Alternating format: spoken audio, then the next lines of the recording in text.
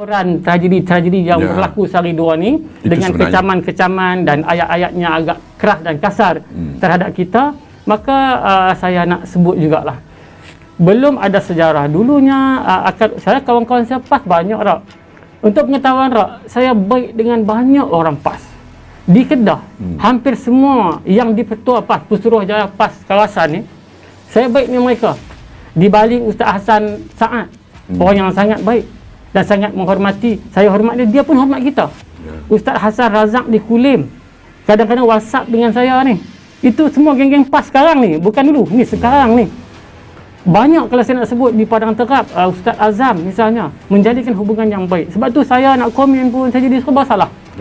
Tetapi apa yang berlaku, fenomena terkini yang berlaku, belum ada sejarah. Dulu PAS, kalau satu keputusan telah ditentukan oleh Majlis Syura ataupun pimpinan tertinggi mereka, walak 100%. Betul. 100% lah. Setuju. Tapi hari ini tak berlaku macam tu. Realitinya di negeri Melaka. Saya, mak mentua saya orang Melaka. PRM Melaka tu sebulan setengah sebelum saya dah sampai di Melaka. Saya dah ronda dah. Memang ada segelintir, walaupun mungkin tak banyak tapi sudah ada golongan ahli PAS yang menolak, yang tidak walak dengan keputusan pucuk pimpinan. Bila orang sebut tidak walak, Hadi Awang kata kalau ahli-ahli PAS ini tidak menyokong calon-calon PRN ini, di PRN Johor ni, pertama, mereka sudah tidak walak satu bab, dia kata. Yang keduanya, mereka tidak menyokong perjuangan Islam. Perjuangan Islam apa yang PAS perjuangan ni? Saya ada terbaca. Saya terbaca komen daripada Tok Guru Haji itu. Tapi yalah, saya taklah heran sangat kalau kita menyingkap sejarah Tok Guru Haji ini pun kadang-kadang macam mana kita nak sebut nak kata flip-flop. Kalau kita masih ingat kan, dulu, sebab kita bukan baru kita lama pun dah lama. Kita masih terngiang-ngiang. Dulu UMNO ni bukan takat musuh, digelar kafir. Sembelihan UMNO tak boleh makan. Imam UMNO solat di belakangnya tak sah, macam-macam lah. Tapi itu benda lama yang sepatutnya sudah kita tinggalkan apabila terbentuk Muafakat Nasional. Saya tak sangka kita masih perlu bercakap benda-benda yang macam ni. Tetapi kalaulah seruan Tok Guru Haji Hadi mengatakan bahawa kalau kita tak ikut PAS tu seolah macam kita tak ikut acuan Islam, itu satu perkara yang saya kira amat tidak wajar. Sebab ada je ahli PAS yang meninggalkan PAS. Khalid Samad tinggalkan PAS. Mak Sabu tinggalkan PAS. Mujahid Salahuddin Ayub tinggalkan PAS. Mujahid Yusof Rawat tinggalkan PAS. Adakah mereka tinggalkan Islam? Anak Presiden Faiz Fadil tinggalkan PAS ya?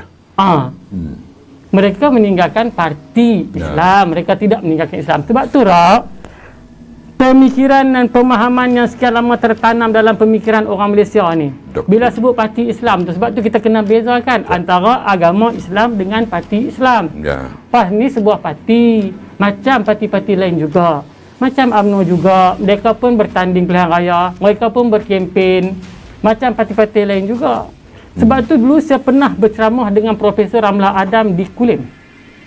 Saya tertarik. Profesor Ramlah Adam bagi contoh. Bila dia sebut tentang parti Islam ni, dia kata kadang kena hati-hati Noran. Profesor Ramlah Adam bagi contoh, dia kata, Noran, you bini orang Melaka, kalau kereta lembu, dia nak cerita sejenis kereta ke sejenis lembu? Sejenis kereta. Nama kereta tu kereta lembu tak? Kalau lesung tumbuk, dia nak cerita sejenis lesung ke sejenis penumbuk? Sejenis lesung. Nama lesung tu lesung tumbuk. Depan dia ada lesung. Jadi kalau parti Islam, kita jangan lupa depan dia tu parti. Dia akan bercerita berlegar kepada kepentingan parti. Walaupun mungkin akan ada tindakan parti kadang-kadang tidak selaras dengan kehendak Islam. Tapi buat juga kenapa? Kerana depan dia tu ada parti Islam. Tapi rosaknya Islam itu. Itu bahayanya bila kita guna Islam tu sebagai nama parti. Sebab kalau parti membuat kesilapan, adakah Islam buat silap? Itu sensitif sebenarnya. Sebab tu saya rasa janganlah kita kata orang yang tak wala tu dianggap tak ikut ataupun tak bersetuju dengan kehendak Islam. Tak betul lah macam tu. Sebab mereka hanya meninggalkan parti. Tapi masih lagi Salahuddin Ayub tinggal PAS.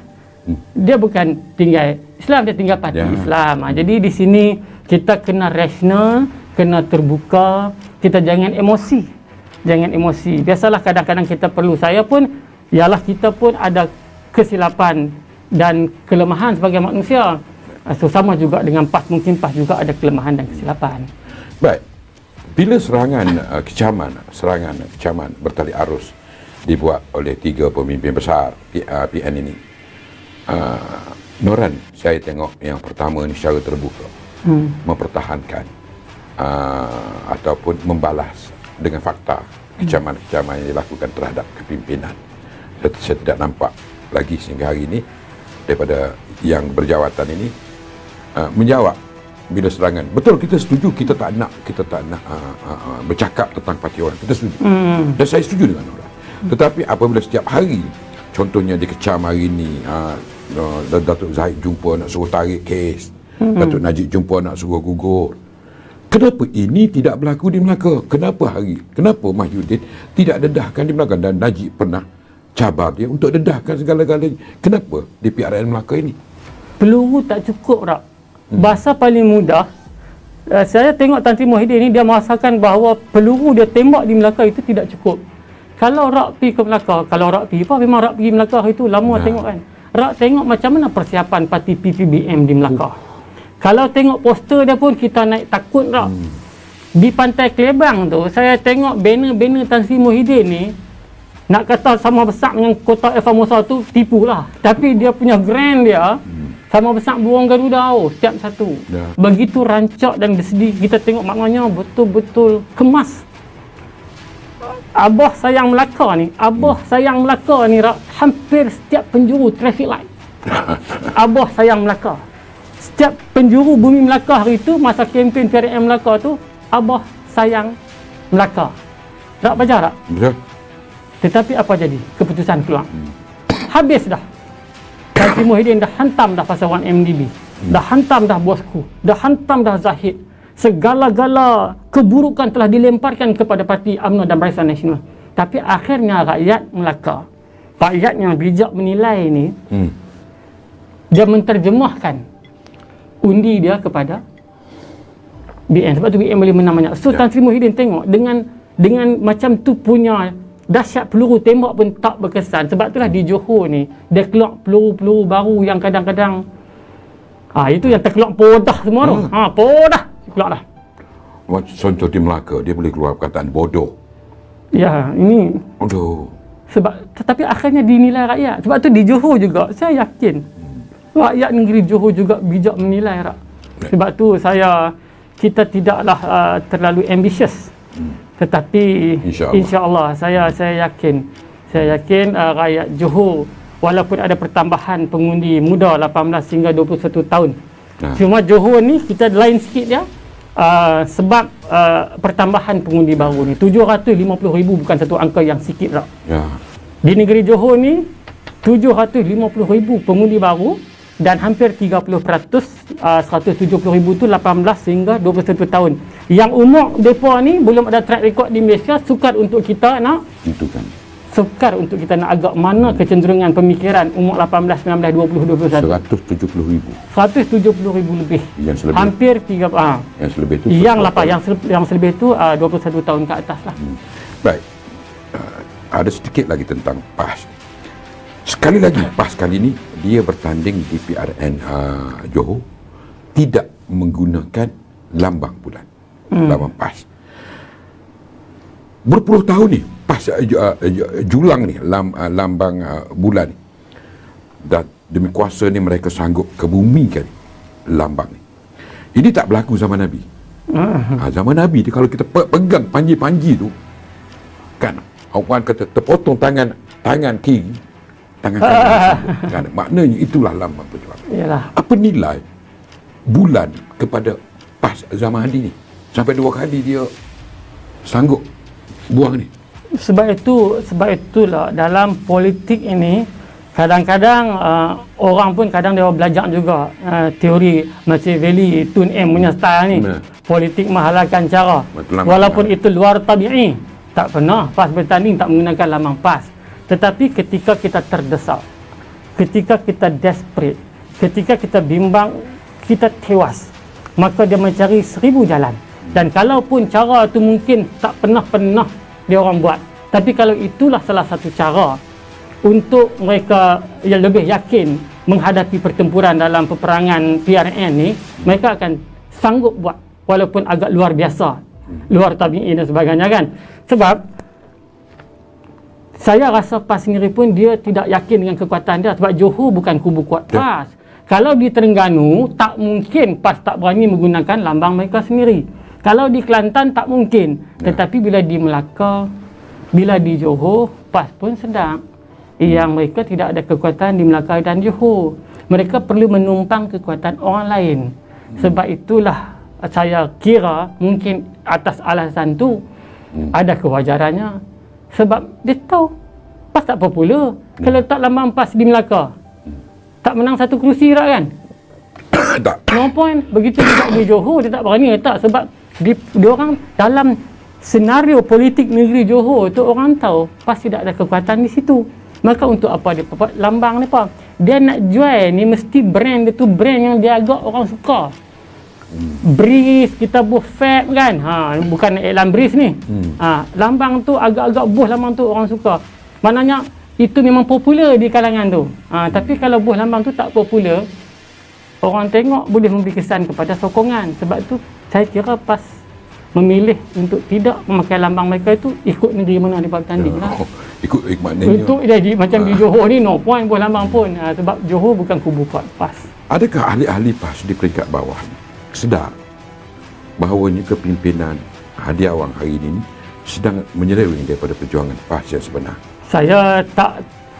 Saya kira ahli akar umbi PAS sebenarnya ahli akar umbi PAS ni mereka sangat taat kepada pemimpin.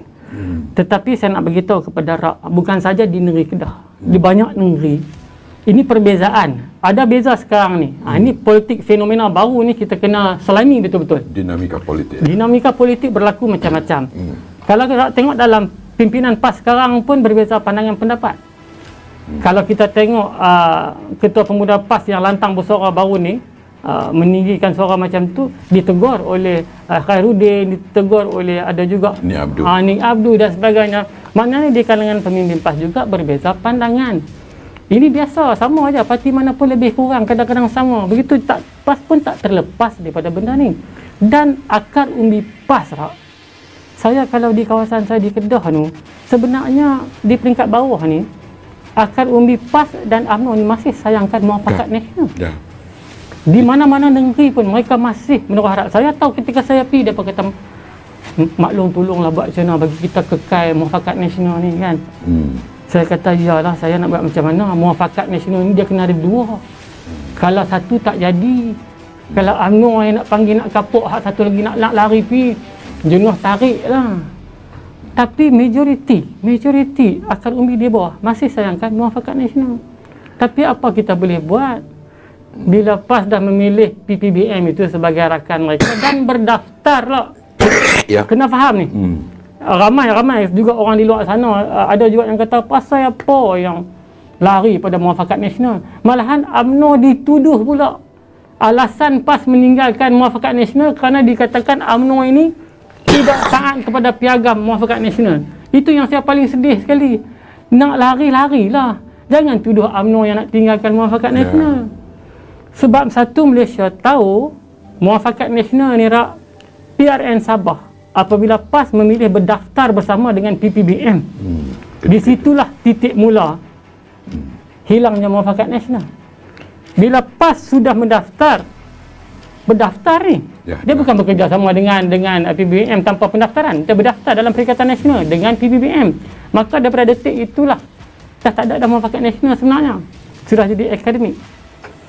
Sebab ketika itu PAS sudah mengejar kuasa dan kedudukan. Dan kalau tengok dalam piagam, kepada pendengar di luar sana yang masih sanksi, boleh balik cek intipati piagam muafakat nasional ketika kita tanda tangan 14 September tu tak. Dalam tu saya sebut dah. Dalam antara isi kandungan itu, sebarang keputusan nak dibuat perlu secara musyawarah. Antara PAS dengan UMNO ni kena musyawarah. Tiba-tiba PAS mengambil keputusan berdaftar tanpa berbincang dengan UMNO. Pergi gitu je. Jadi janganlah tuduh kita pula yang tinggalkan muafakat nasional, itu tidak adil lah. Sebab